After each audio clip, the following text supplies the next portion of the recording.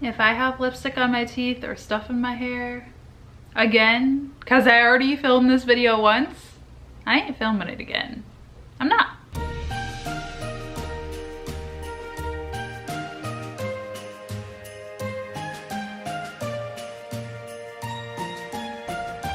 Hey guys, what's up? Welcome to another episode of Freelance Friday. My name's LJ and I'm your host, and today we're talking about 5 things that prevent people from starting up a side hustle. Now, when I work with coaching clients, this is one of the biggest things that prevents people from starting what their dream business is.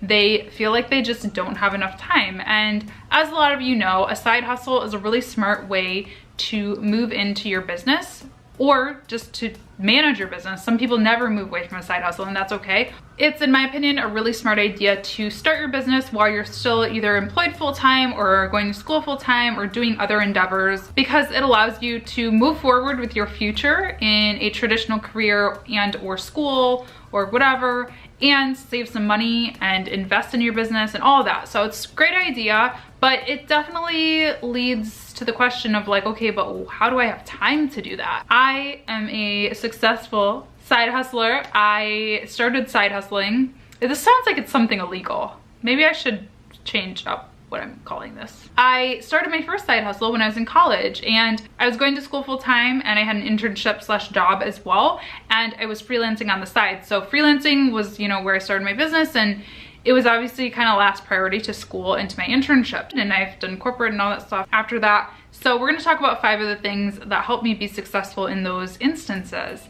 and hopefully they'll help you too. So the first thing is a little bit crazy, so I'm going to get it out of the way.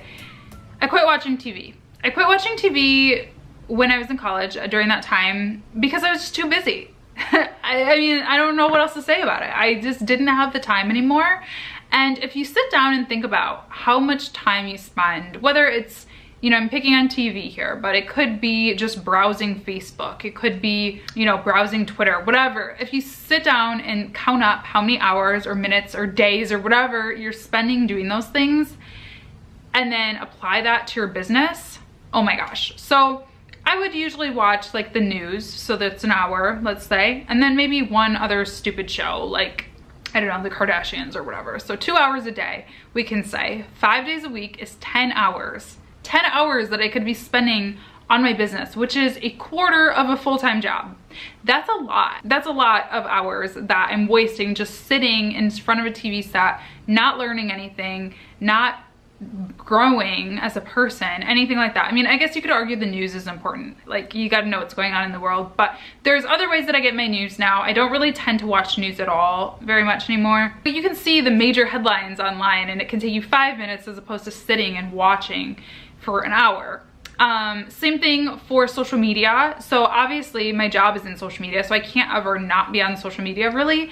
But one thing that I do, I still do this sometimes when I really need to focus or I'm really short on time, is I'll actually delete the apps or remove the apps from my home screen. So I'll move them onto like a second screen so I'm not tempted to look at them all the time. Eliminating those distractions that really aren't value adds to your life and to your business are key if you want to do this, because time is limited and you definitely don't have time to spend wasting, essentially, is what TV and things like that are to me. Now, I do have my guilty pleasure shows that I do watch sometimes. I'm not even going to say what they are because they're really bad, like trash TV.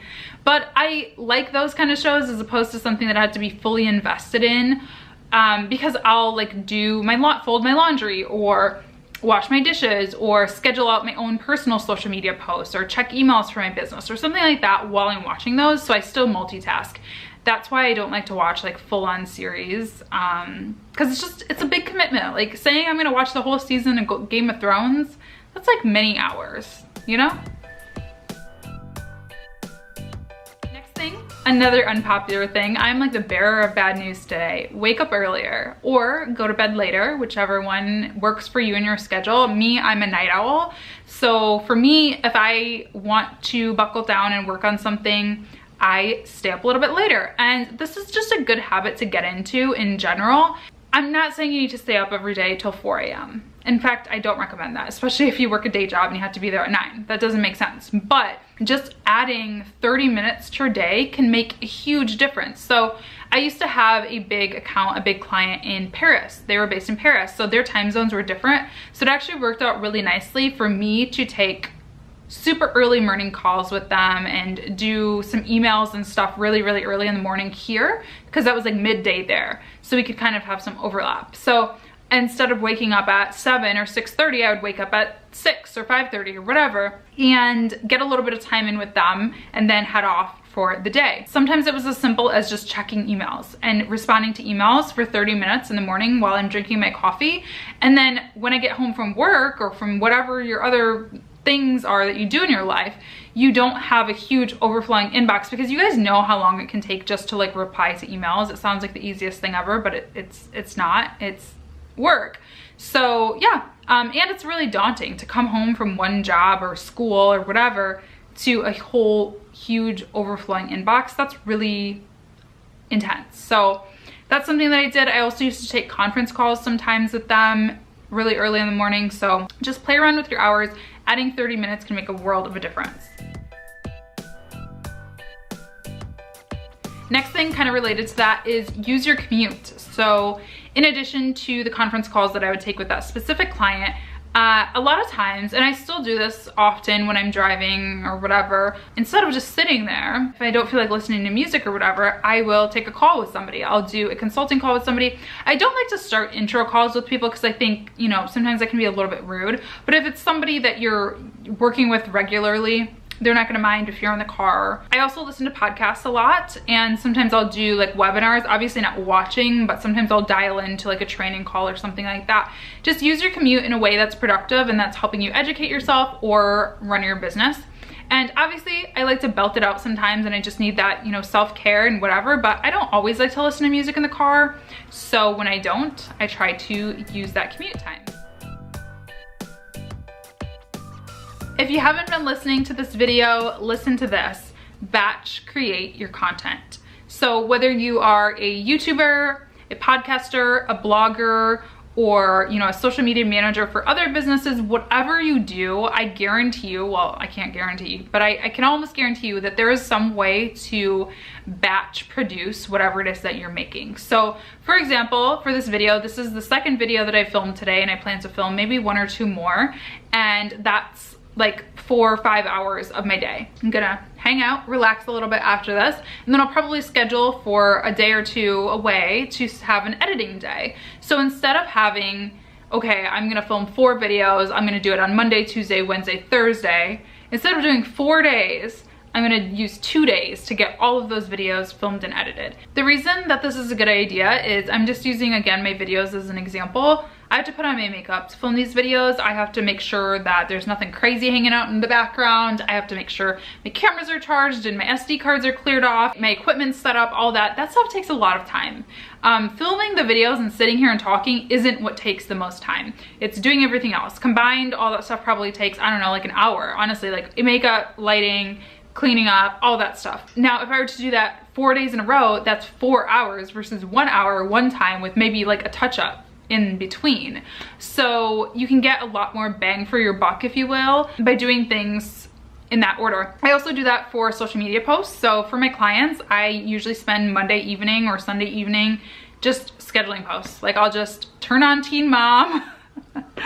I'll just put something on in the background and just sit there and just schedule for the entire week, so that I don't have to go in and schedule day by day. That is a huge time waster, because again, it's like I have to open up the scheduling program and I gotta like find articles and pull up all my resources and all that stuff. I mean, it sounds really easy, but it's not. Like it takes a lot more time than you think. So I like to do everything all together. And I mean, with that said, I obviously check my clients' social media accounts like every day. It's just that I don't get in and post new content. It's all done and scheduled out in advance. Content creation, social media images, you know, doing Canva or Photoshop or whatever, that stuff is all perfect types of content to batch create. So just sit down, block out 4 or 5 hours of your day, create a bunch of social images for clients or for you or whatever, and just get it done. Last thing, just prioritize. You know, you can't do everything, especially if this is your side hustle. Nobody can, but you definitely can't if you only have, you know, 4 hours a day, 5 hours a day to work on your business. That's a big ask. So you have to really make yourself available for the task that you need to do, and don't stretch yourself too thin. This is really key. I think that a lot of people are really afraid for some reason to lean on somebody else. They want to be like this solopreneur and do everything 100% by themselves. And that's definitely admirable, but I don't think that's necessarily the smartest way. And I'm not saying you need to have a business partner or hire a full-time employee, but just by using a freelancer once in a while to help you out with little things like images for social media channels, or getting a virtual assistant to help you with emails, little things like that can make huge, huge impacts in your business and allows you to focus on what you're talented in. You know, I'm the social media person. I'm not the administrative assistant. I'm not the graphic designer. I'm not a lot of things. So sometimes it's just easier and quicker for me to outsource those things, and it doesn't have to be super expensive, believe me. If you use, you know, freelancing websites and things like that, you can find talent on there that obviously you need to pay them appropriately and fairly, but you can definitely find people who are not gonna break the bank, and it will definitely be worth your investment. And then as far as like prioritizing for yourself, just determining, you know, what's actually gonna move the needle for you. Yes, I would love for me to get active on Pinterest, but is that something that I'm gonna get paid $1,000 for doing tomorrow? No, it's gonna be a gradual build. So I know that's something I need to do. I know I need to work on that, but I'm gonna choose to prioritize, if I have a little bit of extra time tonight, to work on a client project that once it's done, I will get a $1,000 check, you know? Work on things like that. And obviously you need to do the small things too, but again, that's the sort of lower hanging fruit, if you will. Might be a good project for an intern or a freelancer or a VA to work on for you instead of the hard-hitting client work. So those are my 5 tips for how I was able to start a side hustle while I was going to school and working a job and all of that stuff. I hope this was helpful. If it was, make sure to leave this video a thumbs up, subscribe, click on that red subscribe button down below. It's free and I upload videos all the time. And if you don't want to miss an upload, make sure to click on the bell icon as well. That will notify you whenever I post new videos, including videos from this series, Freelance Friday. Thanks for watching, everybody, and I'll see you next time.